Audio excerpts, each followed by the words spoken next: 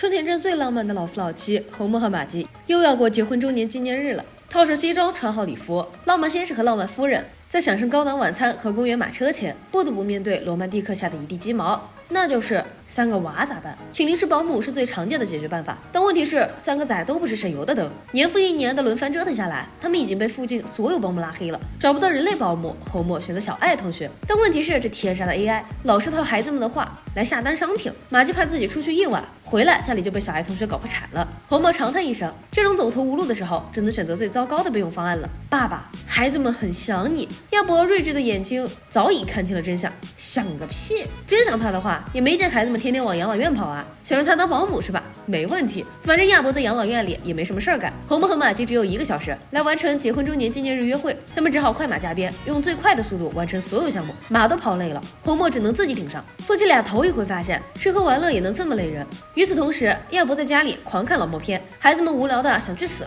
马特实在受不了了，直接关了电视，吃下遥控板电池，一副想看电视就剖开他的肚子看有几碗凉粉。不好意思，春田人不吃凉粉。丽莎趁机带亚伯去看他们的玩具魔法蛋，亚伯觉得太老土。大富翁，亚伯觉得太时髦。丽莎几乎翻遍了所有玩具箱，亚伯的反应始终是有点意思，但不大。唯独看到一堆玩具大兵时，老爷子突然歇斯底里起来，大喊大叫，状似疯癫，脑海里还冒出了不存在的记忆。枪林弹雨的战场上，亚伯举枪瞄准，可敌人在哪儿他不知道。红木和马吉担心老爷子的心理健康，带他去看精神病医生。医生一进屋就凭着行医多年的直觉，要把红木拖去治疗。红木瞪大小眼，流着口水，吐着舌头大喊：“我没疯，我没疯！”巴特还来补刀，表示疯子都说自己没疯。一场小闹剧之后，医生正式问诊亚伯，怀疑他得了战后创伤应激综合症。老爷子说，他一向不反感战场上的事儿，相反还很喜欢屠杀陌生人，他享受着血腥场景带来的直观刺激。问诊结束后，医生说老头子心里要多健康有多健康，但他一看到玩具士兵就发疯，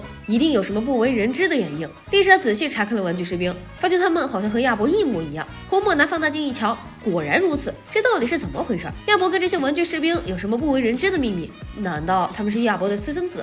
老爷子让红木别犯傻说胡话了。实际上那段战场上的记忆是假的，他当时其实是在给一位玩具设计师当模特而已。医生闻言大喜过望，既然不是战后创伤应激综合症，那就不享受特殊医疗津贴，这问诊费是不是得结一下？辛普森一家扭头就跑。回到家里后，大伙儿围着老爷子，让他仔细回忆一下。亚伯说那是很久以前了，世界大战终于结束，大兵亚伯沉浸在欢庆的喜悦中，上街强吻一位女护士，要复刻一遍世纪之吻。女护士帮现实中的自己解了恨，一拳打倒这个臭流氓。人们忘记了战争，世界照常运转。亚伯深陷在被开除军籍的阴影中，忽然有人向他伸出了援助之手，有老板花50块请他当玩具的模特。亚伯本来是想拒绝的，一个堂堂军人怎么能为了蝇头小利干模特这种有辱身份的工作？无奈他的言辞拒绝被老板的大撒币之手给驳回了。战争结束后，美国人迷上了玩具，这些古早的玩具还没有完全摆脱武器属性，每样新玩具的上市就意味着孩子们的新司法又增加了。在这种大环境下，玩具士兵算得上安全性相对较高了，只要让孩子们在玩的时候管住嘴就行了。明明大好的事情，为什么会给亚伯留下心理阴影，以至于他本能的回避这段记忆？马吉怀疑老爷子被玩具公司整过，不然按照最开始的合同，每卖出一个玩具士兵，亚伯就能得到一笔专利费。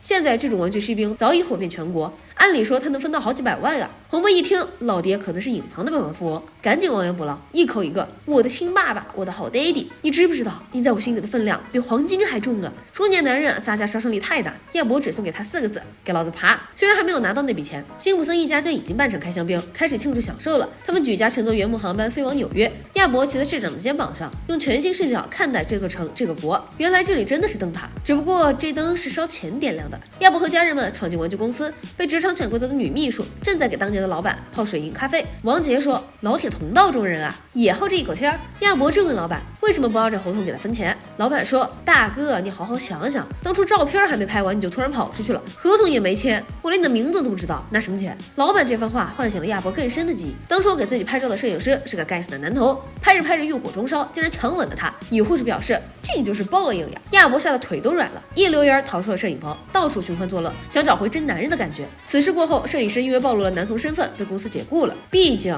20世纪黄金时代的美国还不流行搞这一套。得知真相后，后，辛普森一家乘坐岁梦航班回城。亚伯觉得自己害别人丢了工作，心里很有些愧疚。丽莎在网上人肉了一番，就找到摄影师的住所。亚伯犹豫再三，脑海里的那些玩具大兵成为他男子气概的化身。警报拉响，非常事态，恐同症袭来。赎罪的渴望战胜了恐同，他决心找摄影师当面道歉，不管是挨一巴掌还是又被强吻，都豁出去了。亚伯这回雷厉风行，说走就走，目的地德州马法，家人们也愿意和他一起去，就当顺路去旅游了。前不久刚黑完佛州的巴特要去体验德州的传统文化，当街械斗。老莫说，既然大家都要去，那就快去快回。核电站离了它，应该还能稍微撑一撑。德州的星空很美，德州的公路很长，这里的路牌却是警告和谩骂，入境需谨慎，别惹德州人，也别惹俄克拉荷马州人。马法是德州的艺术之都，他直接在城外路边修一家普拉达店，展示其艺术气息。老莫表示，艺术不艺术他懒得管，路边的独栋建筑他一律当成公共厕所。亚伯在城外徘徊犹豫，他即将面对自己最害怕的东西，一个爱自己的人。亚伯入乡随俗，在马法街头唱着口水歌，将当年的事儿编成歌词来呼唤那名摄影师。结果他撞见了自己模样的雕像，街边艺术馆里摆满了他的艺术照。摄影师已经改行当了画廊老板，